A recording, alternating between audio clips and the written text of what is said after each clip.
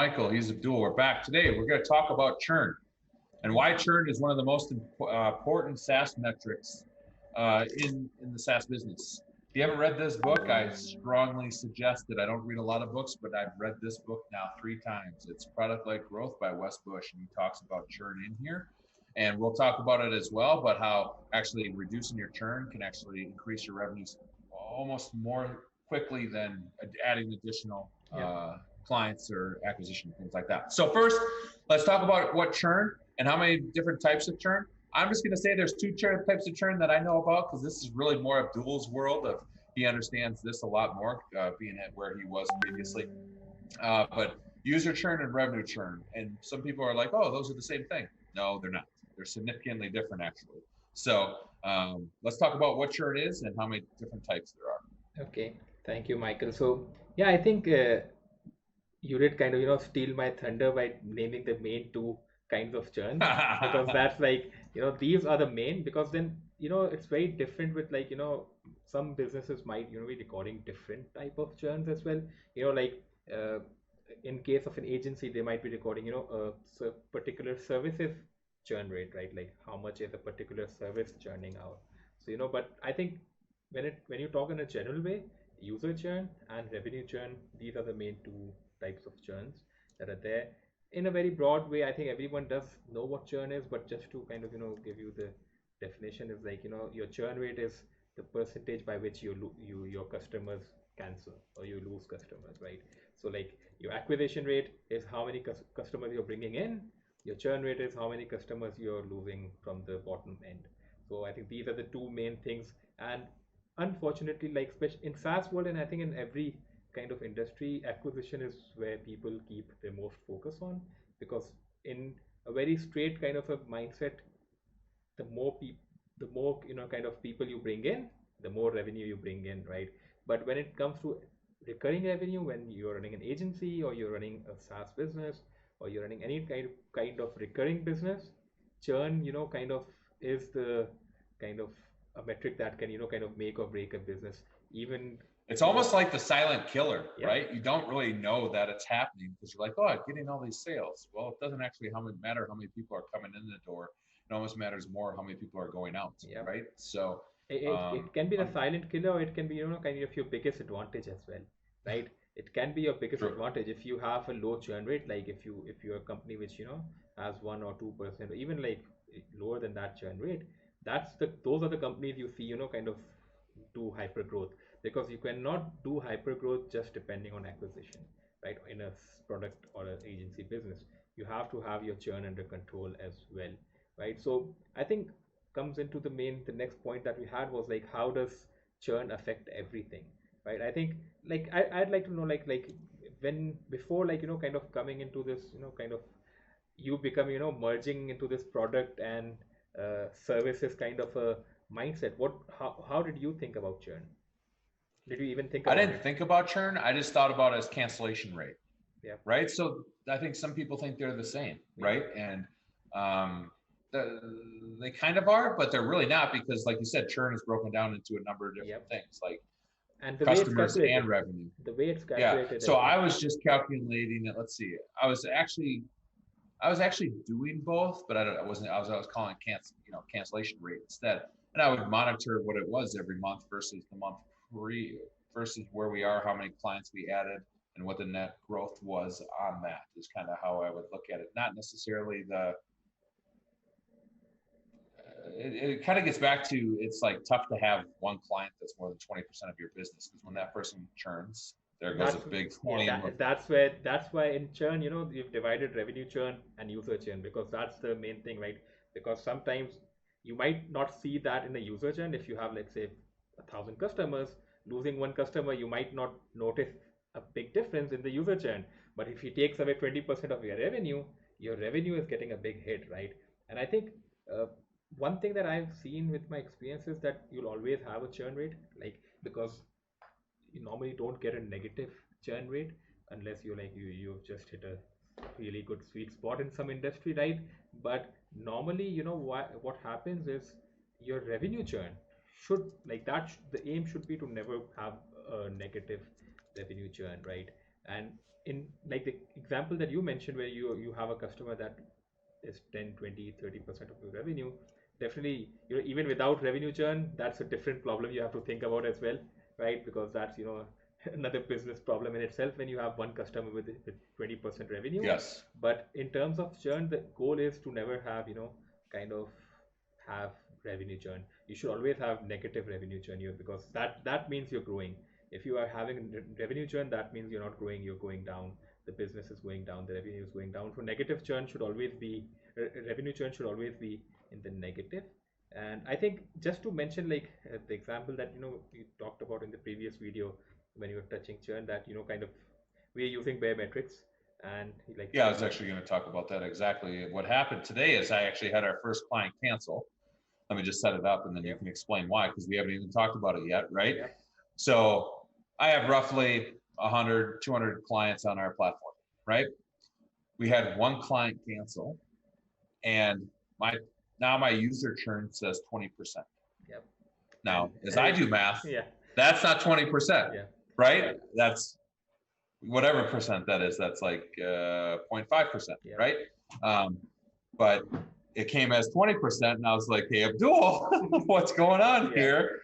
Right? So why don't you explain a little bit how Baremetrics is measuring Yep. user? That was user churn, Yeah. right? So the user Not churn was 20%. not bare metrics, the standard, I think the thing, because I think like you mentioned before, you used to think of it more as a cancellation rate, like as a cancellation thing. So that's what you were thinking. You thought, okay, I have 150, 200 clients, one client cancels, that's a 0.5 or whatever cancellation rate. But the way churn is calculated is that, and it would have been true if this system would have been there for the last 6 months, right? Because we just got the system implemented in the last 30 days. That's why we see this big number. Because if there's one client cancelled, it's not calculated by the total clients that are there in the system. It's calculated by the active clients 30 days ago, right? Because 30 days, the first month, because Got it's it. MRR Okay. calculation, the first month is kind of, you're not calculating if one client cancel, you're not calculating by the active right now, because that wouldn't be true, right? Because these clients haven't completed their month yet. So how Well, can I think you? it's exactly how you're measuring it, because those people haven't been there yet, so you can't calculate them Yeah, into my because that would, 150 yeah, clients, that would, because kind the of, system doesn't yeah. know that they've been there yet, Yep, right? yep. So And yeah, the reason the formula or the calculation is in kept like that is, so your churn rates do not get artificially deflated. Because if, kind of you're getting 10 cancels and you're just seeing, it happening, right? Like you got 20 new customers today and you see 10 cancellations happening, you might say, oh, it's just a 50% rate. But you're not seeing, because those 20 customers just came in right now, right? They might also cancel in the first month. So the idea is, kind of remove those customers from the calculation that have not yet completed their first cycle, mm-hmm. kind of. So, and that's something Yeah. that, kind of companies always talk about. Some people, like, this is the standard way of calculating churn, but a lot of companies have a lot of different internal ways as well, right? Where, kind of, because every company is different, right? So they might, Yeah. say, okay, we need 45 days, or we need to calculate 60 days. Like in the previous company that I was with, because, we were getting 1,500, 2,000 new customers every month, losing a hundred or so customers every month. The churn rate always used to feel so low to us, right? So what we did is we kind of, made first 60-day churn as separate, and after 60-day churn is separate. Because what that was doing was, that was, kind of, we were being happy and we shouldn't have been, kind of a thing. Like Yeah. we're not seeing the problem that, like, 20% of the people who are joining are canceling in the first 60 days. But because we are calculating churn over like 20,000 customers, we are not seeing that those numbers come out. We're just seeing, oh, it's just 2% a churn rate. But when we actually dig it, it's like it's not 2%, it's 20% for the first 2 months, right? Because so that was where, kind of start hitting it. So there are different calculations, different ways to do it. But, kind of it's very important to have that number in front of you, because if you acquiring customers and you're losing customers as fast, because acquiring customers takes, you either spending a lot of money or you're spending a lot of energy in, kind of acquiring new customers. But if you can't keep them, if you can't retain them, you're kind of, you can never go into that growth loop, right? That you can, Yes. because you have to retain customers, and your retention is Yes. measured by your churn rate. Yeah, so let's talk about that. So you guys, I mean, I think that's an interesting problem. First of all, you say that obviously you can't measure churn until they're past 30 days. So obviously this rate's going to come way down, and it'll come down through the month as those people that are on for a month don't churn, right? So then Yeah. that will affect those numbers. But as you come down and you get to it, how do you control the churn, right? Like how do you, that's one thing I think people, I mean, I think we can understand why churn's so confusing. Like I think we just kind of talked about, wow, you guys looked at churn even just in 60 days, which gave you a completely different number than versus like you like I wonder if you could even break it up. Like I'm sure you can. First 60 days, next 60 days, what's our churn rate there? Yeah. And then how's that blended churn rate look versus after a year, what's our churn rate, right? So Yeah. you're using all those things to look Yeah, at and we churn we rate. are breaking And, it down by persona as well. Like we have 5 personas: oh agency, wow. Mm-hmm. bloggers. So we could see, okay, agencies are coming in, they're not churning, bloggers are churning. So that kind of gravitated our marketing as well. Okay, we're not spending as much money on acquiring bloggers. Let's spend more money, kind of push the funds to the agency model funnels, because those guys are coming in and they're staying more. These guys are coming in, they're leaving in 2 months or three Yeah. months, right?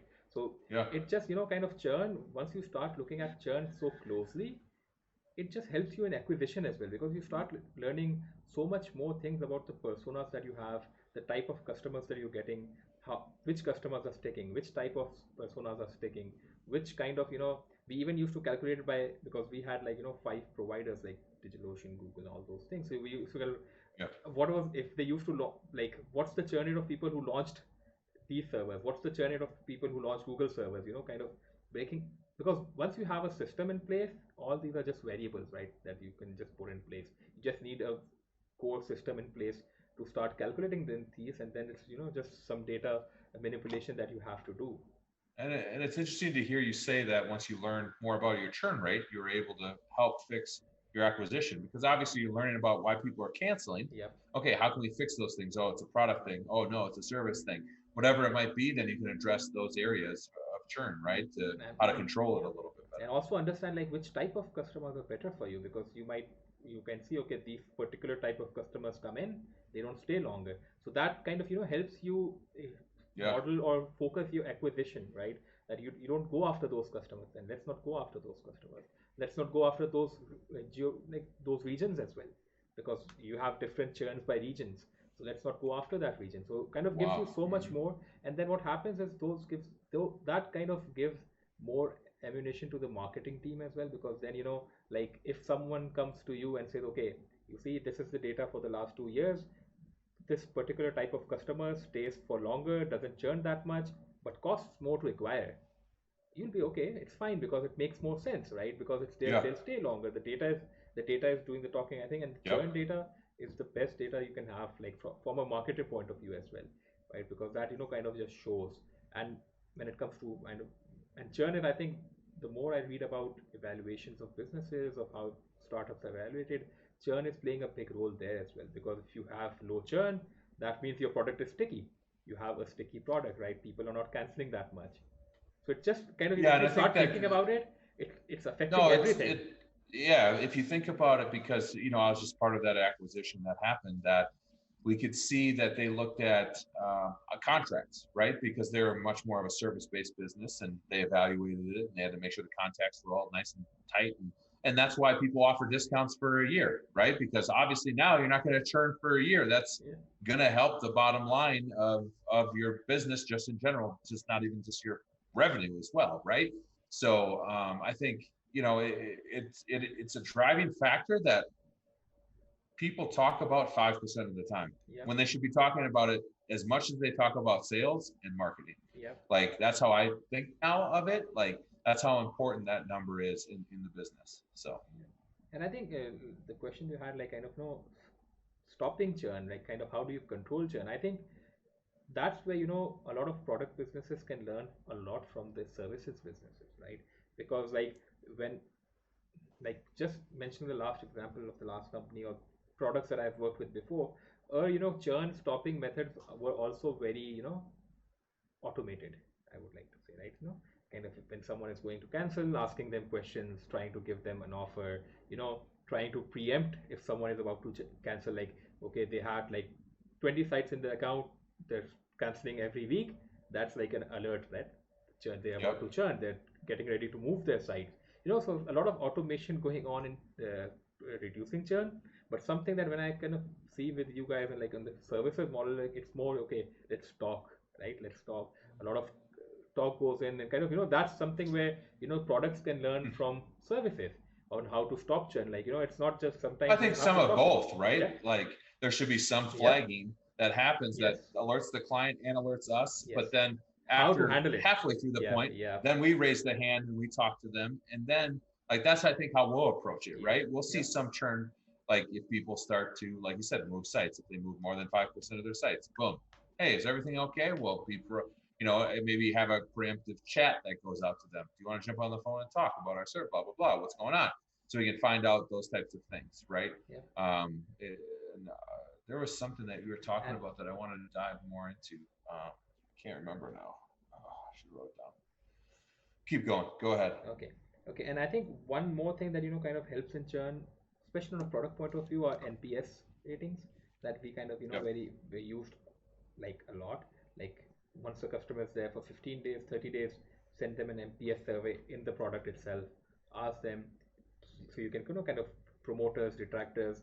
So if someone is a detractor, you know that they're just there maybe because their company uses your product and they can't move, kind of a thing, or you're doing something which they need, but they do not like it that much. And I think a lot of companies focus on promoters a lot while they should focus on detractors, because promoters, you have to focus on them. These are your ambassadors. They can kind of bring more word of mouth to your company, but detractors are the ones that make your product better, because they're not happy with something in your product, they're not happy with something in your service. That's where you learn, right? So while you focus on promoters, I think more energy should be spent on detractors. Maybe it's your, and you shouldn't spend that energy to kind of convert them to promoters. That's what many people do. You should put a bad rating, you start feeling that, oh, they're now kind of trying to cheese me up and kind of convert me into you shouldn't be doing that. You should be genuinely kind of what's the problem, let help us improve. It's not like we don't want to convert you to a promoter, but just kind of help us improve. What can we do better? How can we do things better? And genuinely kind of implement those things if they make sense for the product, because if one person doesn't like it, there's a chance many other people don't like it as Yeah. well. No, exactly. Yeah. So that's actually a great point. That's the point I was going to bring up. So how do you look at, I guess, the churn or the cancel that occurs and validate it through, like, if it's a valid churn or not, so to speak? Like obviously every cancel is a cancel, but let's say like we had somebody that had said they had a lot of sites and they were going to, like, but then they churned on us, right? And we realized maybe they're not the right people for our platform. Like you have to put a lens through the Yep. churn, even as, and you have to look at that and be like, you know what, it's okay that that person Some churn churned, has to right? happen. Some churn you shouldn't stop as well. Like that's the type of churn you kind of you shouldn't be stopping, because, and I think that's more into kind of your fit and kind of the ideal profile, and that's what churn tells you as well. Because sometimes it might tell you, okay, you are not attracting the right type of audience if they're kind of the type of, because that's where NPS comes in. That's where the post cancellation feedback comes in.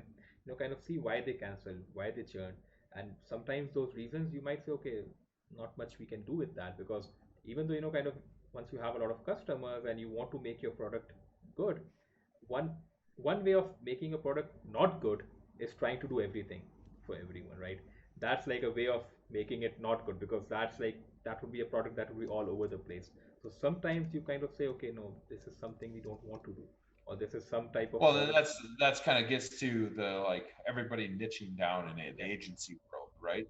Like everyone's now, hey, I'm not even just a dentist, SEO, marketing agency. I'm just an orthodontist, or I'm just going after Invisalign, right? And that's like a niche inside of a niche that people are going after and becoming the expert in that space. And that's kind of to the point. Like we're not going to try to service every person out there. Our solution's not going to be the cheapest, or if that's what you're looking for, right?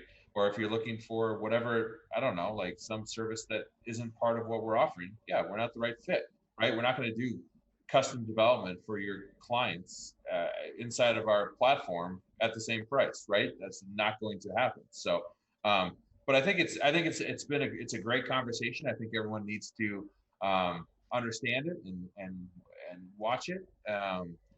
And I think it's a metric should be talked as much as, hey, how many leads did I generate? Like there's like 7, like when you think about a funnel, what do you talk about? Number of phone calls made, number of leads generated, number of sales proposals sent, number of sales closed. When we talk about churn, what do we talk about? One number usually, not any more numbers than that. And I think you're right. Like the way you looked at it at your old company is the exact way you should. Hey, for 60 days, what's that churn rate look like? Why are they churning? Is there a trend? There's different ways to look at those different things and understand kind of how those things are. And I think it's a number that we need to talk more about as much as our acquisition. How many times have we said to people, hey, blah, blah, blah, we have X number of people on the client, on our platform. I think I say it in every one of our sales calls. But I think I sometimes have said we've only had X churn, right? Because it is sticky right now. And it's only 6 months into the platform. We're not going to have a ton of churn. I hope not. If you do, then we actually have a big problem with our product. But yeah, I don't know if there's anything else. No, I think this is a good, I think this is a topic that I think we wanted to talk about, and I think as we're discussing this in the video, kind of in our minds also we have understood this is a topic we also need to talk about more as well. So I think we will be talking about more in future videos on this topic, and as our kind of platform comes in and how we kind of tackle these issues. Yep. Cool. All right, that's it for churn. I mean, that's not a fun subject to talk about. I get it. That means you're talking about clients that have left you, but I think Abdul's put a good spin on it and said, hey, when you talk to them, don't try to win them back. That's not the purpose. Try to learn from them and see if it is what, you always have to kind of like, what do they say? Like if you're going to trust your source or not, right? Is the source a valuable source to be paying attention to? If it is, then cool. Take that information and try to do something with it. So that's churn. Appreciate it. Talk to you guys later.